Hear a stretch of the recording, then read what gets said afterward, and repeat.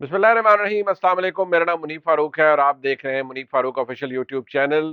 आज की सबसे अहम डेवलपमेंट ये थी कि इमरान खान साहब की दरख्वास्त थी उनके वकला की,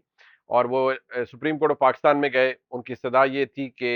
ट्रायल को रोका जाए। बुनियादी बात यह है कि मैंने कल के व्लॉग में भी अर्ज किया था कि जो मामलात लोअर कोर्ट्स के अंदर यानी सुप्रीम कोर्ट से नीचे की अदालतों के अंदर जेर इल्तवा होते हैं, आमतौर पर सुप्रीम कोर्ट उनमें इंटरफेयर नहीं करता और ये एक प्रैक्टिस भी अडॉप्ट की जाती है। आप अगर कल का व्लॉग देखें तो उसके अंदर मैं बाकायदा तौर पर ये मैंने कहा था, ये अर्ज की थी कि सुप्रीम कोर्ट की तरफ से ये रिलीफ इमरान खान साहब को फिल वक्त नहीं मिल सकता। समाअत जरूर पेंडिंग हो गई है, लेकिन सुप्रीम कोर्ट ने ट्रायल रोकने से इनकार किया। और एक नुक्ता जो कि जस्टिस यादा अफरीदी साहब ने उठाया वो क्या है, वो ये है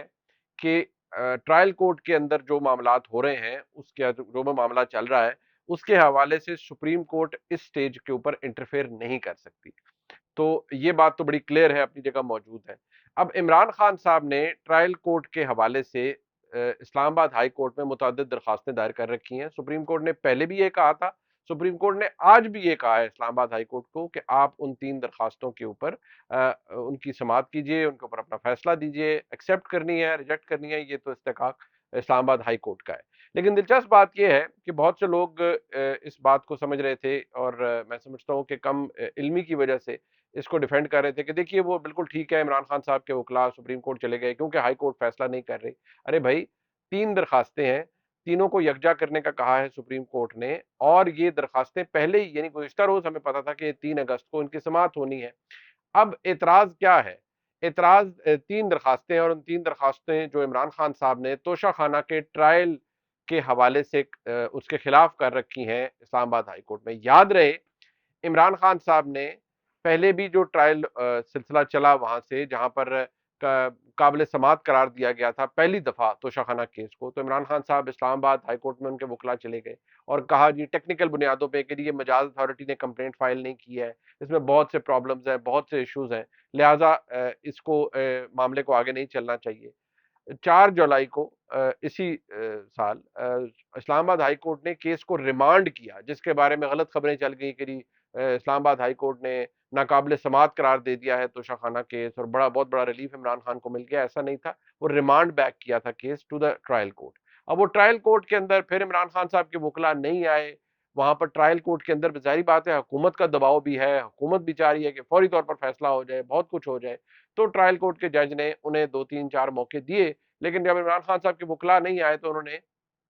बगैर उनको सुने इसको काबिल समात करार दे दिया। फिर जज साहब के एटीट्यूड के हवाले से उन्होंने कहा जी कि ये दुरुस्त नहीं है, लिहाजा चेंज ऑफ केस के हवाले से या केस को तब्दील कर दिया जाए, किसी और जज के पास लगाया जाए। वो एक जज के ऊपर एतराज करके उन्होंने एप्लीकेशन डाल रखी है इस्लामाबाद हाई कोर्ट में। दूसरा है कि काबिल समात तो ये है ही नहीं। फिर वही बात जो पहले इस्लामाबाद हाई कोर्ट में एक दफा आ चुकी है, वो दोबारा हाई कोर्ट में आई हुई है कि नहीं जी एक तो काबिल समात है ही नहीं, ट्रायल कोर्ट ने हमें सुना ही नहीं, और अनड्यू हेस्ट की है इसके अंदर। तीसरी बात क्या है कि ये तो जुरिस्डिक्शन बनती नहीं है, ये तो ऐसे आना ही नहीं चाहिए था। ख्वाजा आरिफ साहब ने पहली दफा एडवोकेट जो बहुत सीनियर एडवोकेट है उनका आर्गुमेंट ये था कि ये तो पहले ये तो सेशन कोर्ट के अंदर आ गई है, तो जानी पहले मजिस्ट्रेट के पास चाहिए थी। लिहाजा टेक्निकल बुनियादों पर वकला ने बड़ी खूबी से, मैं समझता हूँ, इमरान खान साहब को अभी तक बचाया हुआ है। ये बात इमरान खान को भी पता है, उनके वकला को भी पता है कि इमरान खान साहब का दिफा तोशा खाना केस के अंदर निहायत कमजोर है। ये बिल्कुल सरफेस के ऊपर फ्लोट कर रही है इरेगुलरिटी भी, और जो फ्रॉड का एलिमेंट इमरान खान साहब ने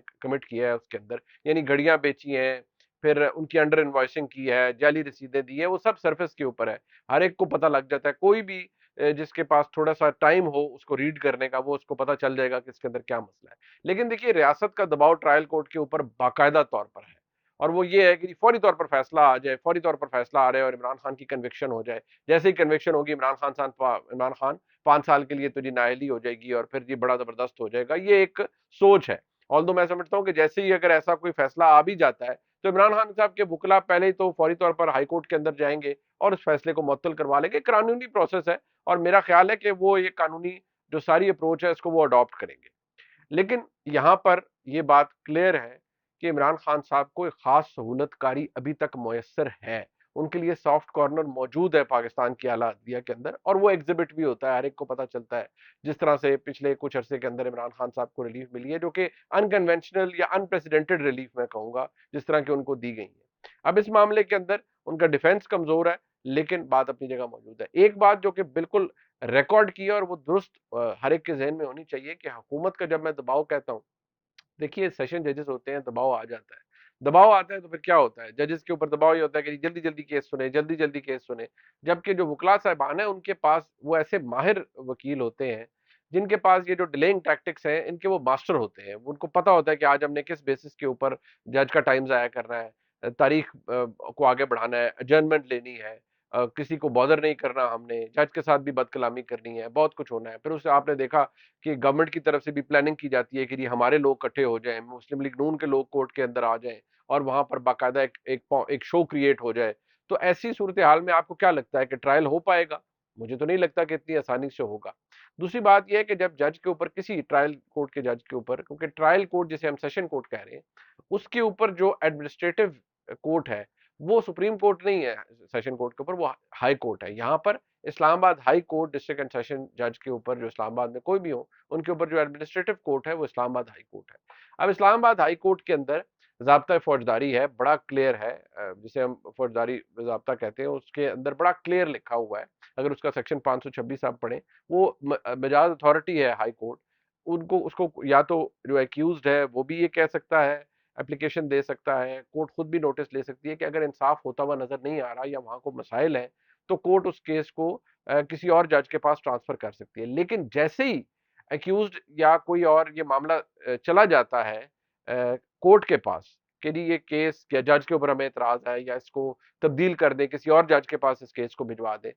اس وقت اس کیس کا فائنل فیصلہ نہیں ہو سکتا۔ یعنی کہ اگر سماعت مکمل بھی ہو جائے، ایویڈنس ریکارڈ ہو جائے، جرا ہو جائے، کچھ بھی ہو جائے، لیکن وہ کیس کا فائنل آرڈر اس میں نہیں آ سکتا۔ یہ ایک بڑا بنیادی نقطہ ہے اور یہ قانونی نقطہ ہے، یہ حکومت کو بھی سمجھنے کی ضرورت ہے کہ وہ دلاور صاحب کے اوپر جو جج ہیں ان کے اوپر اتنا دباؤ نہ ڈالیے، وہ اب مجبور ہیں، وہ تو کیس اب کچھ نہیں کر سکتے۔ ظاہری بات ہے کیس اب اگر کل اسلام آباد ہائی کورٹ نے یہ درخواست پی ٹی آئی کی، اس کو رد کر دیا، تو بالکل وہ جو ڈسٹرکٹ سیشن جج ہے وہ اس کے اوپر فیصلہ اپنا سنا سکتے ہیں، اگر سماعت مکمل ہو جائے، اگر تمام ایویڈنس ریکارڈ ہو جائے، کراس ایگزامینیشن ہو جائے، سب کچھ ہو جائے، اور اگر کورٹ کو یہ لگتا ہے تو کورٹ اپنا فیصلہ دے سکتی ہے، اگر اسلام آباد ہائی کورٹ اس درخواست کو رد کر دے۔ یہ فیصلہ اسلام آباد ہائی کورٹ نے کرنا ہے، اور اگر عمران خان صاحب کو اسلام آباد ہائی کورٹ سے ریلیف نہیں ملتا، عمران خان صاحب دوبارہ جا سکتے ہیں سپریم کورٹ آف پاکستان کے اندر۔ اب کیا ٹرائل کورٹ کے جج بالکل انصاف کر رہے ہیں؟ دیکھیے بادی نظر میں تو لگتا ہے کہ ان کے اوپر بھی دباؤ ہے، ایسا نہیں ہے کہ وہاں پر بالکل انصاف ہو رہا ہے یا بہت کوئی اپنے پیس کے اوپر جا رہا ہے۔ ہاں، ایشو کیا ہے؟ ایشو یہ ہے کہ عمران خان صاحب کے وکلا نے اس کو ڈیلے کیا ہے اور ابھی تک بات اس طرح میرٹ کے اوپر آئی نہیں ہے، سوالات کے جوابات ابھی دیے ہی نہیں گئے، اور جو اپنے لیے گواہ کی بات کی انہوں نے کہ میں اپنے گواہ پیش کروں گا، ان میں انہوں نے اپنے سابقہ ملٹری سیکرٹری جو اس وقت بریگیڈیئر تھے وسیم چیمہ صاحب، اب وہ میجر جنرل ہیں، اچھے ڈیکوریٹڈ بڑے آنریبل آفیسر ہیں، ان کا نام لے لیا۔ اب جب ان کا نام لیا تو اس سے فائدہ کیا ہوتا ہے؟ اس سے فائدہ یہ ہوتا ہے جی کہ ٹائم لگے گا ان کو، جی نوٹس جائے گا، پھر کیونکہ وہ سرونگ فوجی ہیں، ایک میجر جنرل ہیں، انہوں نے باقاعدہ طور پر اگر کسی عدالت کے اندر پیش ہونا ہے تو ان کو اپنے ادارے سے بھی بہت ساری کنسلٹیشن لینی پڑے گی کہ جی میں جا سکتا ہوں، میں نے جانا ہے، مجھے کس اجازت کی ضرورت ہے، ایک سویلین نوعیت کا معاملہ ہے، میں ایک ڈیکوریٹڈ فوجی ہوں اور میں اس وقت اپنی خدمات اپنے ادارے کی وجہ سے، اپنے ادارے کے توسط سے as military secretary to the prime minister انجام دے رہا تھا، اب میں جانا چاہتا ہوں تو مجھے، یا اگر کورٹ مجھے سمن کر رہی ہے تو مجھے کس کس اجازت کی ضرورت ہوگی، تو اس بات کو ڈیلے کرنے کے لیے، حالانکہ یہ بات سب کو پتا ہے، اور میں دوبارہ کہوں گا اپنے ان دوستوں کو جو کہ بہت جلدی غصے میں آ جاتے ہیں کہ بھائی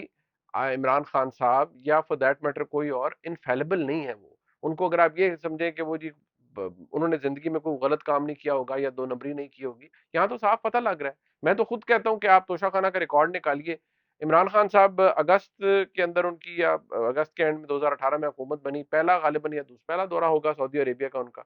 آتے ساتھ ہی ماشاءاللہ واپسی پہ انہوں نے یہ کام شروع کر دیا تھا، انہوں نے اور ان کے اہل خانہ نے، گھڑیاں لاؤ بیچو، تحفے لاؤ بیچو، لاؤ جی آ گئے، اچھا ٹھیک ہے جی اب چلو ان کو ٹھکانے لگاؤ، فلانے کی اتنی چیز کی بیچ دو، اتنے کا بیچ دو، یہ کر دو وہ کر دو، تو یہ تو دو نمبری اس وقت ہی شروع ہو گئی تھی، تو جو سارا فساد کریٹ کیا ہوا تھا کہ ہم بہت اچھے، ہم بہت نیک، وہ ختم ہو گیا۔ دوسری ڈیولپمنٹ کیا ہے جی؟ توہین عدالت، توہین الیکشن کمیشن جو معاملہ چل رہا ہے، دیکھیے اس کا شور زیادہ ہے، اس کے اندر کچھ ہوگا نہیں، ٹھیک ہے، عمران خان صاحب کو وہاں پر وہ بلا لیتے ہیں جی، فرد جرم عائد آج بھی نہیں ہو سکی، اب وہ اگست کی حال میں 22 تاریخ تک چلی گئی ہے، اس میں اس کا امپیکٹ اتنا زیادہ نہیں، اس کا شور بہت زیادہ ہے، لہٰذا وہ کیس اپنی طریقے سے چلے گا تو چلے گا، وہ ایک معاملہ ہے جو چل رہا ہے، جو اسد عمر صاحب کا بھی تھا، جو فواد چودھری صاحب کا بھی تھا۔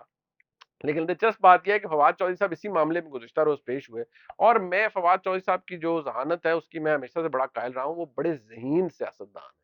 لیکن مسئلہ صرف فواد چودھری صاحب ہمارے اچھے دوست ہیں کہ وہ ذہانت ان کے اندر بھرپور ہے، لیکن مسئلہ یہ ہے کہ وہ اس رو میں اتنا بہہ چکے ہیں، اور وہ بہہ چکے تھے کہ جب وہ عمران خان صاحب کو کے بارے میں کہتے تھے کہ عمران خان کے بغیر پاکستان کی سیاست سب کچھ بانجھ ہے اور ختم ہے عمران خان کے پیچھے، اور یقین کریں پھر جب یہ نعرے لگاتے تھے کہ تیرا باپ بھی دے گا آزادی، ہم لے کے رہیں گے آزادی، تو جو لوگ فواد چودھری صاحب کو کنونشنلی ان کی سیاست کو جانتے ہیں، ان کی سیاست کو،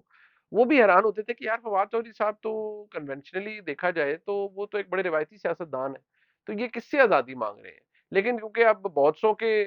معاملات حالات بدل گئے ہیں، اب سوجی ہے فواد چودھری صاحب کو کہ عمران خان کے اور اداروں کے تعلقات ٹھیک ہوں، عمران خان اور نواز شریف صاحب کے تعلقات ٹھیک ہوں، بھائی یہ ہمارے آپ کے کہنے سے ٹھیک نہیں ہوں گے۔ ایک بات میں آپ کو بتا دوں، اور یہ بات اب کیونکہ منظر عام پہ آ چکی ہے، تقریباً 10 دن پہلے میں نے پرائم منسٹر آف پاکستان کا انٹرویو کیا سماک ٹی وی کے لیے، انہوں نے کہہ دیا کہ جو 9 مئی کو ہوا وہ پاکستان کے آرمی چیف کے خلاف سازش تھی، اور اب میں آپ کو یہ بتا دوں، ذہن میں رکھیے کہ جن سرونگ فوجی افسران کو نکالا گیا ہے، ان کا کورٹ مارشل ہو رہا ہے، کئیوں کی اہل خانہ بھی انوالوڈ ہیں، وہ اس سازش کے اندر شامل تھے، عمران خان صاحب اس سازش کے اندر شامل تھے۔ پہلی اٹیمپٹ جنرل عاصم منیر کی اپوائنٹمنٹ سے پہلے ہوئی، دوسری اپوائنٹمنٹ دوسری اٹیمپٹ یہ تھی کہ آپ نے ٹارگٹ کرنا تھا کس کو؟ پاکستان کے فوجی ادارے کو اور آرمی چیف کو، اور وہ ٹارگٹ کیا گیا۔ آپ کو یاد ہوگا کچھ واٹس ایپ میسیجز بھی کچھ ایکٹرز کے، میں نام نہیں لوں گا، آپ کو پتہ تو لگ گیا ہوگا، جنہوں نے کہا جی کہ جو آرمی چیف ہے ان کو تو عمان میں روک لیا گیا ہے، اور کور کمانڈرز نے کہا ہے they have put their foot down کہ بس جی انف از انف، اور یہ ہونے جا رہا ہے، وہ ہونے جا رہا ہے، اور یہ بھی کہ جی کورٹ مارشل کرنے لگے ہیں وہ اپنے ہی آرمی چیف کا، ماشاءاللہ اس طرح کی جو فضول باتیں ہیں وہ بھی بولی گئی، اور یہ ہمارے ملک میں سوشل میڈیا پر واٹس ایپ گروپس کے اندر چلتی رہی۔ آپ کا خیال ہے کہ فوج ایز این ادارہ، ایز این انسٹیٹیوشن یہ تمام باتیں بھول جائے گا؟ ان تمام افسران کو کیا آپ کو لگتا ہے کہ صرف ایک آڈیو میسج سننے یا پھیلانے کے چکر میں فارغ کیا گیا ہے؟ جن کو فارغ کیا گیا ہے، جن کا court martial as we speak ہو رہا ہے؟ نہیں، انہوں نے بہت کچھ کیا تھا۔ میں دوبارہ کہوں گا جو 9 مئی کو ہوا یہ ملک کے آرمی چیف کے اوپر یہ دوسری اٹیمپٹ تھی۔ پہلی اٹیمپٹ کیا تھی؟ جو پچھلے سال نومبر میں کی گئی کہ جنرل عاصم منیر کو آرمی چیف نہیں بننے دینا۔ دوسری اٹیمپٹ کہ ایسا ماحول کریٹ کر دیں، اور 9 مئی کو جو کچھ ہوا وہ اتنا بڑے سکیل پر ہوا، اور ایسے ہوا کہ جی بس یہ ہوگا، عوامی پریشر ہے، فوجی املاک جل جائیں گی، اور سارے جو ہے نا وہ سجدے میں گر جائیں گے نعوذ باللہ ایک سیاسی پارٹی کے سامنے کہ بس جی آپ نے تو انقلاب برپا کر دیا ہے اور باقی سب گھر جائیں، اور یہ انقلاب کے ذریعے آگے چلیں گے۔ تو اس انقلاب کو جو کہ جس کے بارے میں کہا گیا وہ انقلاب ہے، وہ انقلاب نہیں، وہ فساد تھا، اور اس فساد کو ابھی تک ٹھیک کرنے کے چکر میں سارے لگے ہوئے ہیں، اور آنے والے دنوں میں کچھ نئی اقساط بھی آپ کے سامنے آئیں گی۔ یہ بات میں اپنا اوپینین نہیں دے رہا، یہ وہ بات ہے جو فیکٹ ہے۔ کچھ ایسی چیزیں جو میں نے آج آپ سے بیان کی ہیں میں پہلے نہیں کر سکتا تھا، لیکن اس کے اندر ملک کے آرمی چیف کے خلاف سرونگ اور ریٹائرڈ اکٹھ تھا فوجیوں کا، فوجی افسران کا، جنہوں نے سازش کی، اور وہ اب فوج کو پتا ہے، اور فوج ان کو ٹھکانے لگا رہی ہے، ان کا ٹرائل کر رہی ہے، اور بہت سی ڈیٹیلز ہیں اگلے ولاگ میں آپ کے سامنے پیش کریں گے۔ اس ویڈیو کو لائک، سبسکرائب اور شیئر کیجیے گا، شکریہ۔